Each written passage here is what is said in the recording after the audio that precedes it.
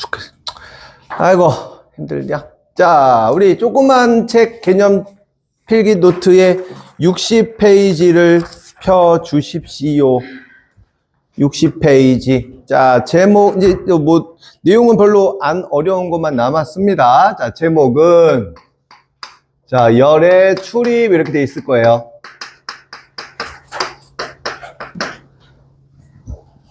준비돼서? 자, 열의 출입 해보도록 하십시다요. 자, 우리 유치한 거 한번 해볼게. 여기 고체로 된 얼음이 이렇게 있다고 한번 해보자. 내가 무슨 짓을 벌이면 얘네가 녹아서 액체가 될까요? 뭐 하면 돼? 가열하면 돼, 가열.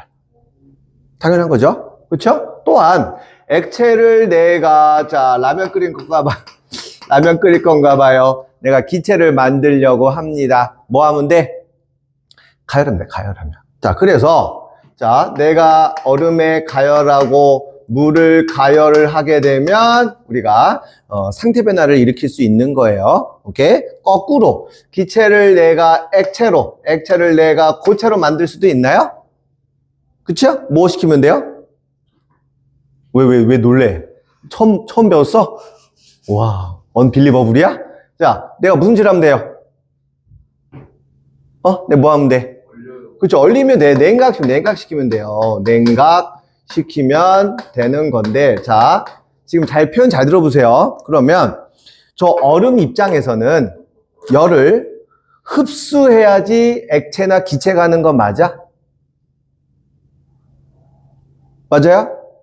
그러니까 얼음 입장에서 열을 흡수하면 액체가 되고 액체 입장에서 물 입장에서는 물을 흡수해야 기체가 됩니다. 거꾸로 기체 입장에서 열을 방출해서 액체가 되는 거고 물이 열을 방출해서 얼음이 되는 겁니다. 당연한 거죠. 그쵸? 그러면 내가 지금 오른쪽으로 가는 요 상태 변화 같은 경우는 열을 흡수하는 거야.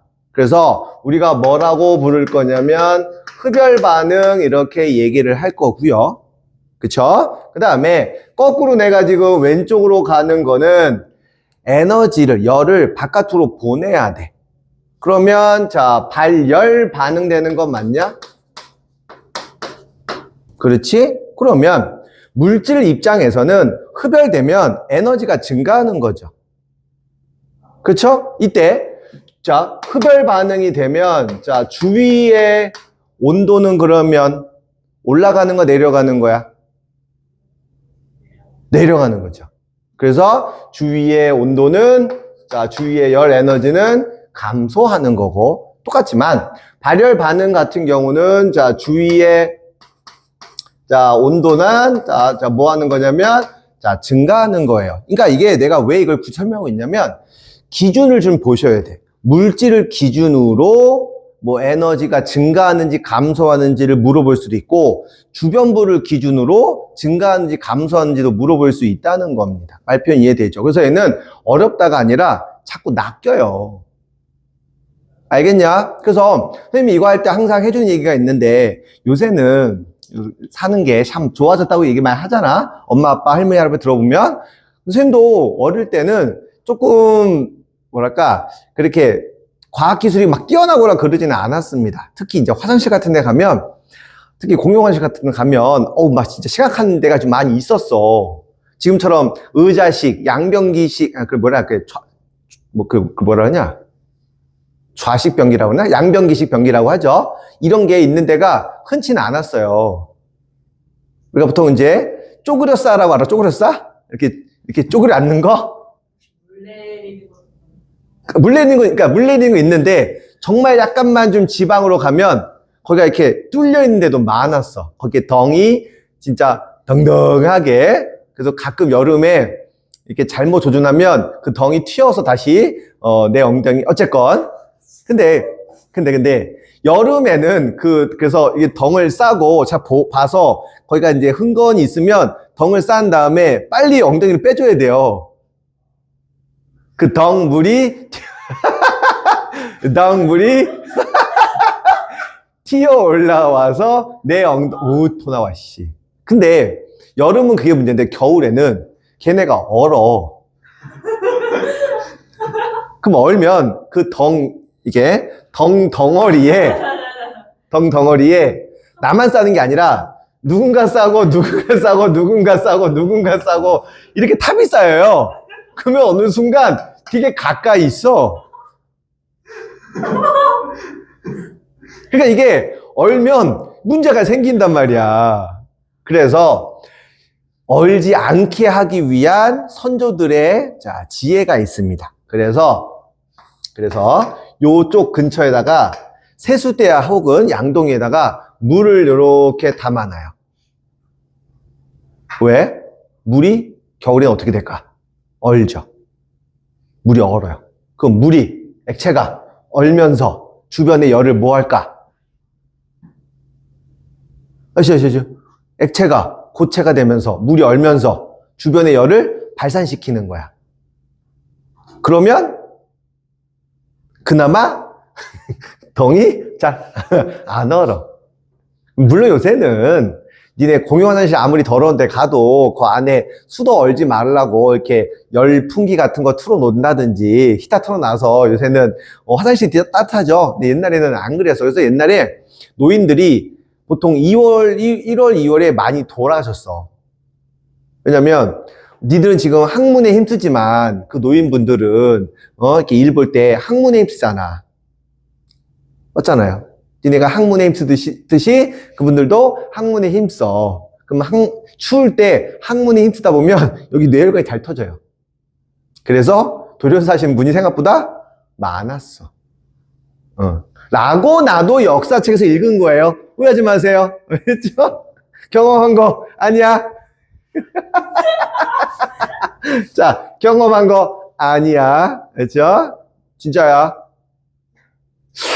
자, 아무튼 그래서 얘를 우리가 그래프로 살짝만 표현을 할게요. 그래서 Y축을 에너지량이라고 한번 해봅시다. 편의상 요렇게 있는 에너지를 요렇게 만들어 버린다고 한번 해볼게요. 그러면 여기서 요로 간다는 얘기는 에너지가 감소하는 거죠.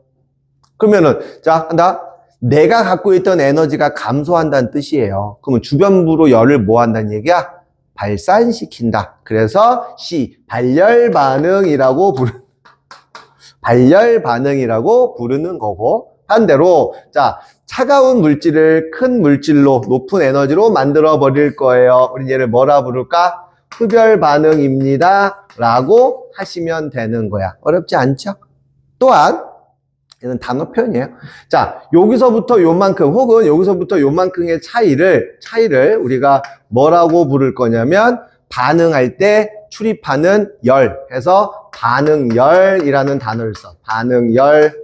말 표현 이해되냐? 어렵지 않죠? 그래서 여기는 니네가 배우는 이제 2학기 기말고사 범위 중에서 제일로 쉬운 부분 중에 하나입니다. 솔직히 동적 평형 어렵지 않았잖아. 그렇지. 그래서 동적 평형에 버금가는 쉬운 내용입니다. 대신 니네를 괴롭히는 것들은 있지요. 뭐가 있냐면 니네가 생각하는 그 설마 발열 반응 종류 다 외워야 돼요? 흡열 반응 종류 다 외워야 돼. 다 외울 건 아니지만 한 두세 개는 좀 알고 있으셔야 돼요. 그래서 열을 흡수하는 이 흡열 반응, 주변의 온도가 내려간다. 그 다음에 열을 방출하는 발열 반응, 주변의 온도가 올라가는 거죠. 그럼 니네가 어디서 쓴 생각을 해봐. 주변이 시원해져. 여름에 써, 겨울에 써? 여름에 써?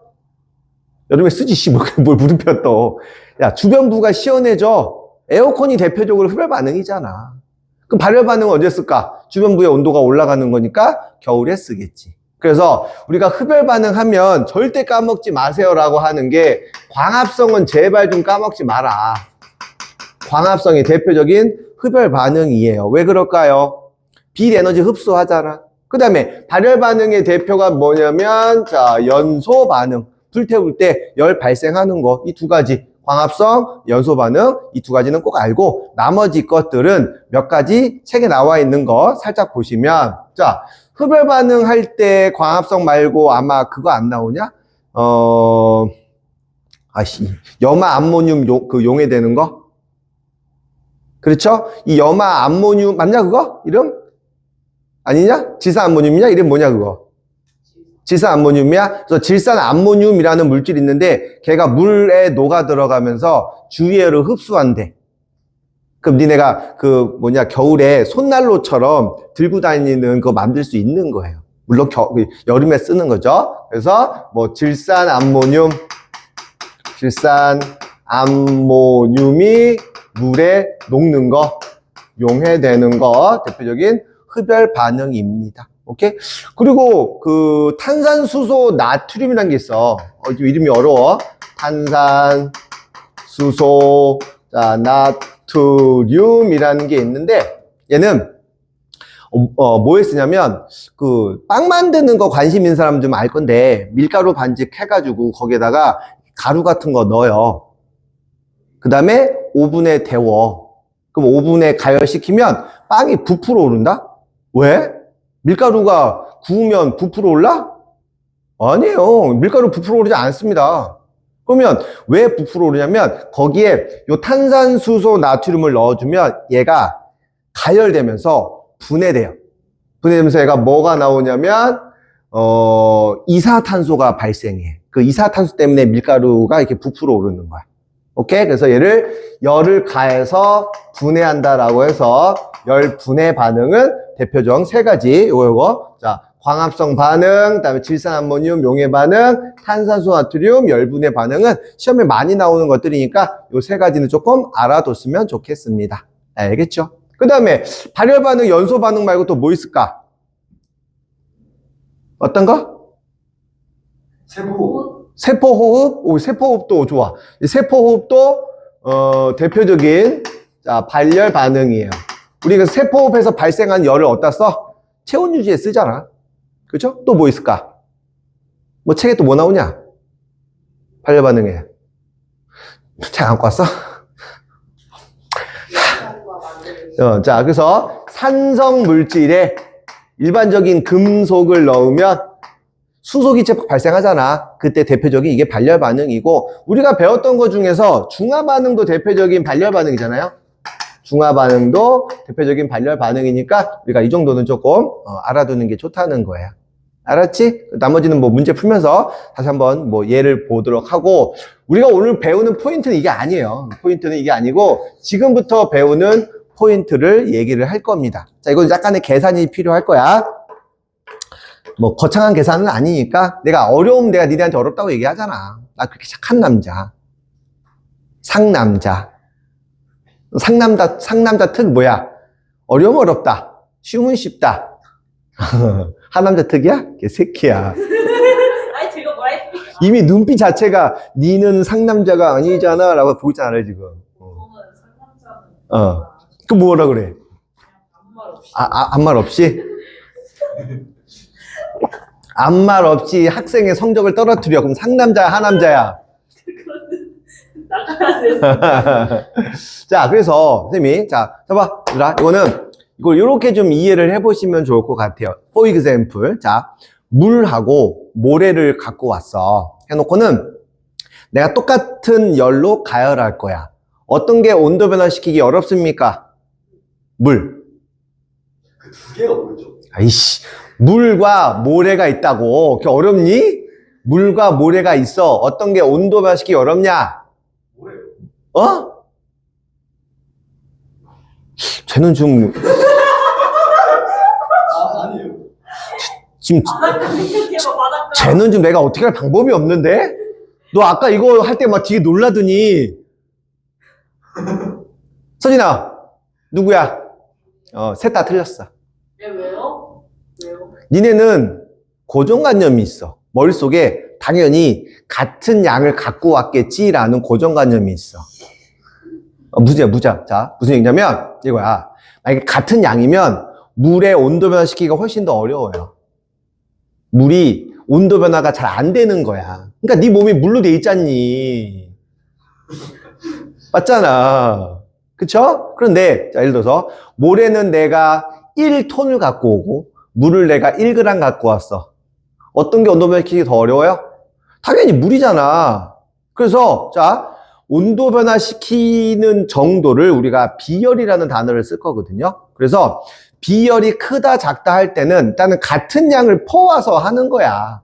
그게 1g이 됐건 1kg이 됐건 알겠니? 그래서 자, 같은 양의 어떤 물질을 갖고 와서 가열을 할 거야. 여기다 열 에너지를 쏟아 부을 거야. 그러면 그때 발생하는 혹은 그때 온도 변화하는 정도를 우리가 비열, 이때 내가 넣어주는 에너지 양을 열양 이렇게 얘기를 할 거예요. 그래서 자자자 정의가 뭐냐? 첫 번째, 자 열양이라고 하는 단어를 배우기 위해서 첫 번째 배우는 게 이런 비열한 새끼에서 자 비열이라는 거를 배우게 됩니다. 그럼 비열은 같은 양을 갖고 그랬어.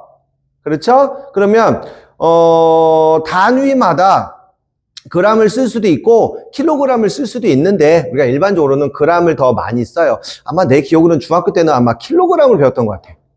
그래서 자 우리가 고등학교 때는 자 간다. 비열은 어떤 물질 1g을 갖고 와서 막 가열을 할 거야. 해서 얘의 온도가 1도씩 변할 거야. 선생님이 왜 변한다고 얘기를 하냐면 온도가 올라갈 수도 있고 온도가 내려올 수도 있잖아요. 그래서 온도를 편의상 온도를 상승한다고 그냥 예만 들을게. 하강할 수도 있어. 그때 내가 넣어준 열 에너지를 우리가 비열이라고 부르면 되는 거야. 결국 이거죠. 누가 온도 변화시키기 쉬운지 어려운지를 숫자로 표현한 게 비열이에요. 알겠냐?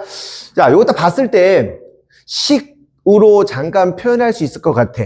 무슨 말이냐면 단위로 쓰면 되거든요. 야, 우리 자, 우리 질량이잖아, 질량. 그쵸? 질량이니까 당연히 단위는 뭐 g일 거고. 그쵸? 그 다음에 온도니까 당연히 도씨를 많이 쓸 거고. 에너지는 단위가 뭐냐?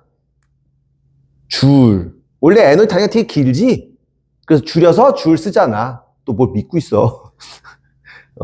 줄이라는 사람이 만들어내서 줄이잖아요. 그래서 줄여서 줄 이렇게 얘기를 하는 겁니다. 그래서 비열에 단위를 쓸 수가 있는 거야. 이 뜻이잖아.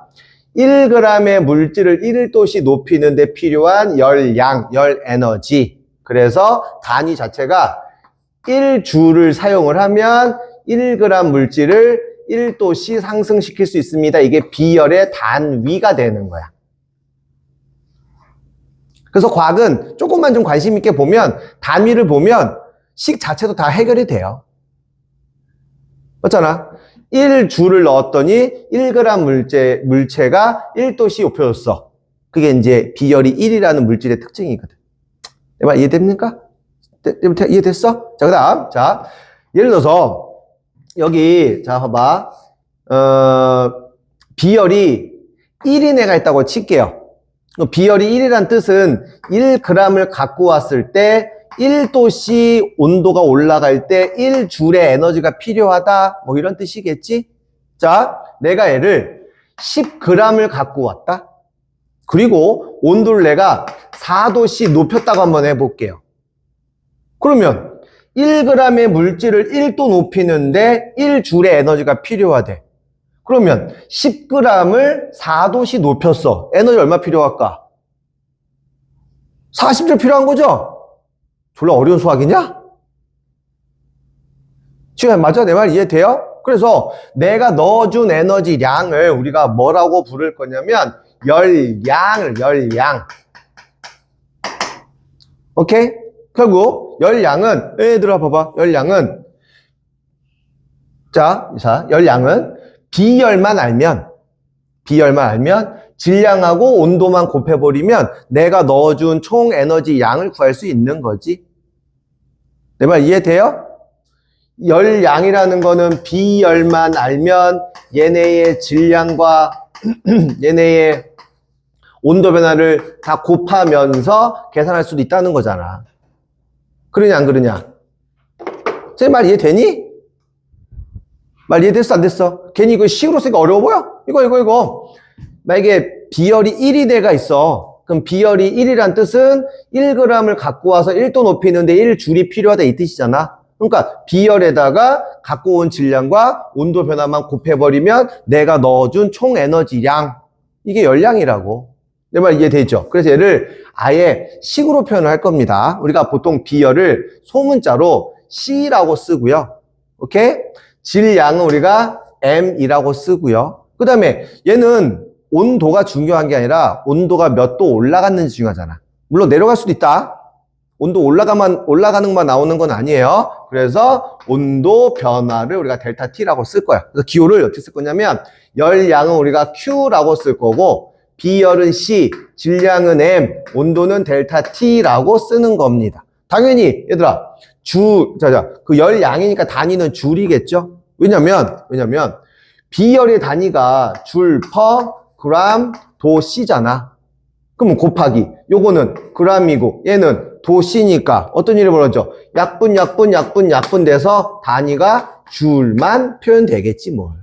그러니까 이게 이런 의미가 다 들어있는데 사실 설명이 필요하죠. 사실은 왜? 너무 쉬운 내용이니까. 그래서 그냥 이거를 쓰는 경우도 그래서 중학교 때 이걸 아마 이렇게 배웠을걸? 이거 중학교 때 배운 내용이에요. 열량 Q는 CMT, 열량 Q는 시멘트, 열량 Q는 시암탉. 뭘로 배웠어? 중학교를 안 나왔다고 도대체 중학교 나온 새끼 도대체 누가 있어 여기? 검정고지 출신들이구나. 너도 뭐 오야 오는? 너 오는 뭐야? 당황스럽네요. 내 말 이해돼요? 자, 요게 열량에서 필요한 첫 번째 비열이라는 의미, 그 다음에 실제 열량을 구하는 방식입니다. 그러면 얘들아, 얘를 실제 에너지가 얼마 들어갔는지 계산하려고 이제 계산할 거야. 그럼 딱 봐도 열심히 곱하기 나누기만 하면 되겠다. 그렇죠? 가끔 더하기도 나오겠죠? 그래서 열 에너지, 열량을 측정하는 기구를 우리가 뭐라고 부르냐면 열량계라고 부를 겁니다. 그래서 열 에너지 양을 측정하는 기구를 우리가 열량계라고 부를 건데 가장 일반적으로 제일 편하게 쉽게 많이 쓰는 열량계의 이름이 간이 열량계야. 간이 열량계? 일단은 간단한가 봐요. 이름이 진짜 간이 열량계야. 전류를 측정하는 기기는 뭐야? 전류계. 전압 측정하는 건 전압계. 몸무게 측정하는 거는 몸무게. 잠깐 몸무게는 왜 몸무게지? 몸무게계. 체중계죠. 그쵸? 체중을 재는 건 체중계지 몸무게를 재는 건 몸무게잖아. 이상하다 이거 좀 몸무게계? 이상한데? 체중계.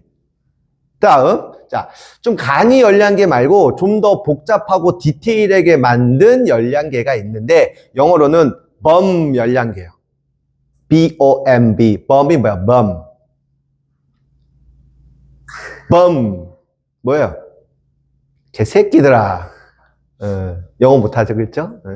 그래서 범 열량계로 부르기도 하고 우리가 한글로는 뭐라 부르냐면 통열량계라고 불러요. 간이 열량계하고 통열량계가 있어. 그래서 자 원리는 이래. 자 간이 열량계는 이렇게 생겼어. 생김새가 통에 이렇게 물이 담겨 있어요. 물 보통 일반적으로 자 물이 담겨 있어서 여기에 내가 만약에 뭐해서 뭐 NaOH 같은 거 뭐 녹이는 거야. 그러면 뭐 예를 들어서 얘가 녹으면서 열이 발생한다고 치자. 그러면 요 물의 온도가 올라가겠지. 그러면 당연히 여기다가 온도계를 이렇게 꼽아놓고 온도 변화 측정을 하는 거야. 그러면 자 여기서 발생한 열 양을 측정하고 싶어. 그러면 일단은 온도 측정했어. 그 다음에 얘네 질량 잴 수 있냐 없냐? 잴 수 있죠. 그 다음에 또 뭘 알아야 될까 하면 비열을 알아야겠지. 선생님 내 말 이해돼? 그러면 이때 비열은 물의 비열이 필요한 거냐 수용액 비열이 필요한 거냐? 지금 NaOH를 물에 녹일 거야. 그러면 이 NaOH가 열을 발생하면서 물만 온도를 높여주냐 수용액의 온도가 높아지냐? 수용액의 온도가 높아지니까 수용액의 비열이 필요한 거예요. 선생님 말 이해됐어? 왜? 책을 왜 봐? 날 봐. 내 설명이 부족해? 개새끼야.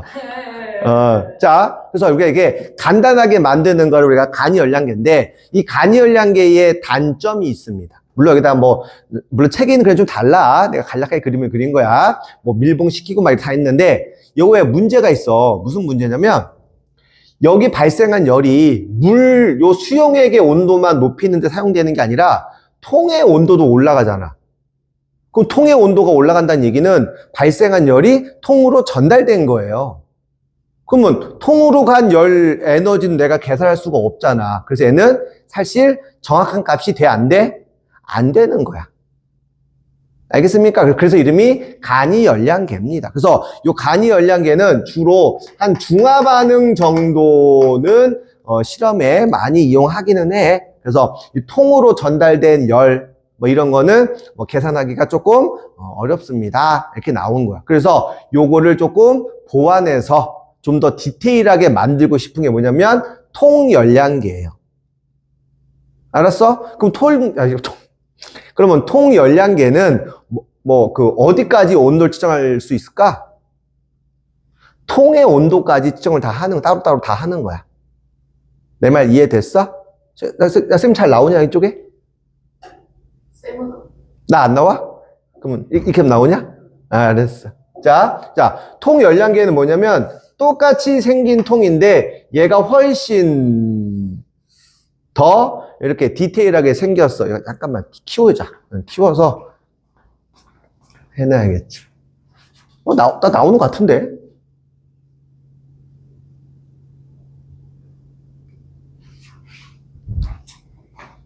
자, 다시 요거 통열량계 볼게요. 자, 통열량계 또 내용은 비슷비슷합니다. 자, 똑같이 물을 채워놔. 물 채워놓고 똑같이 실험을 하더라도 여기에 온도가 이렇게 이렇게 측정할 수 있으면 요 통에도 온도계가 측정이 되어 있어. 자, 이거 누가 봐도 온도계죠? 왜? 잘하고? 이건 누가 봐도 온도계야. 그래서 실험을 할 때 여기서 발생한 열량을 쌤 편의상 Q 프라임이라고 할게요. 요 통으로 전달된 열량을 내가 Q2 프라임이라고 할게요. 그래서 반응을 했을 때 전체 열량은 요 안에서 발생한 열량 Q1하고 바깥으로 전달된 Q2까지 합치는 게 이게 좀 더 더 정확한 측정을 할 수 있는 이제 실험 기구가 되는 거야. 온도계에도 열이 전달되죠. 그래서 온도가 올라가잖아. 아니, 그러니까, 야, 온도계란 자체가, 그렇지? 맞아요. 온도계 비열도. 근데 네가 말하는 온도계는 지금, 이렇게 유리관의 그 온도계를 생각하는데, 우리가 말하는 온도계는 좀 더 디테일한 전자 온도계 이런 거 얘기하는 거잖아. 맞죠? 생각의 깊이는 참 당황스러웠어요. 자, 선생님 말 이해되지? 자, 그러면 이어서 간다. 그러면 여기서 만약에 실험을 하는데 주로 얘는 실험을 할 때 뭘 많이 쓰냐면 얘는 이런 거 많이 써요. 연소 반응 같은 거 많이 쓸 거란 말이야. 왜냐면 얘는 직접 넣으니까 연소 반응하기 쉽지 않거든요. 그럼 얘는 연소 반응 하려면 물에다 넣으면 안 되니까 또 다른 실험 장치를 하나 더 넣어 이렇게 만들어가지고 실험을 여기서 이렇게 해. 뻥 하게 터지게. 연소, 뻥. 그래서 이름이 통열량계예요. 알겠어? 그러면 자, 요 물의 비열만 알면 자, 요거 Q스타 자, CMT로 자, 측정을 하면 되는 거야. 맞지? 그다음 요 통의 질량과 통의 비열을 굳이 계산하지 않아도 다시 한번 얘도 CMT가 필요한데 다시 통의 비열과 통의 질량을 굳이 계산하지 않고 보통 문제에서는 얘네 두 개를 묶어서 같이 줘. 말 표현 이해돼요? 왜냐면 비열이 너무 복잡해지기 때문에 통의 비열과 통의 질량을 미리 주어집니다. 우린 그걸 뭐라 부를 거냐면 열 용량이라고 부르요. 열 용량. 내 말 이해돼요? 다시요. 우리가 배우는 단어 중에서는요, 비열과 열량으로 모든 걸 끝내는데 가끔 책에서는 얘네 두 개를 묶어서 뭐라 부른다고? 열 용량이라고 이렇게 자 문제에서도 나올 수 있다는 거야. 알았니? 그래서 문제에서 열 용량을 주면 요 물의 비열, 물의 질량, 물의 온도 변화 측정할 거고, 그 다음 문제에서 열 용량을 줄 거고, 얘가 만약에 10도 증가했으면 얘 똑같이 10도 증가하는 거예요. 왜냐면 물의 온도가 10도 증가하면 어쨌건 통도 온도가 똑같은 거니까. 알았니? 말 이해돼? 그럼 딱 느껴지는 거에 뭐 느껴져? 아, 위에 거는 좀 간편하게 계산하면 되는 거고, 밑에 거는 사실 조금 복잡하게 보일 수도 있겠다, 그런 내용이잖아. 자, 내용 자체는 이게 다야. 알았냐? 그 문제에서 뭐 어떻게 풀어가는지 그런 내용을 자, 해볼게요. 질문. 이해됩니까? 오케이? 이게 이제 우리 그 개념 필기 노트에 60쪽, 61쪽에 있는 내용들을 다 설명을 드린 겁니다. 그 문제 선생님 프린트를 줄 거고, 알겠죠? 오케이? 잠깐 끊고 갈게요.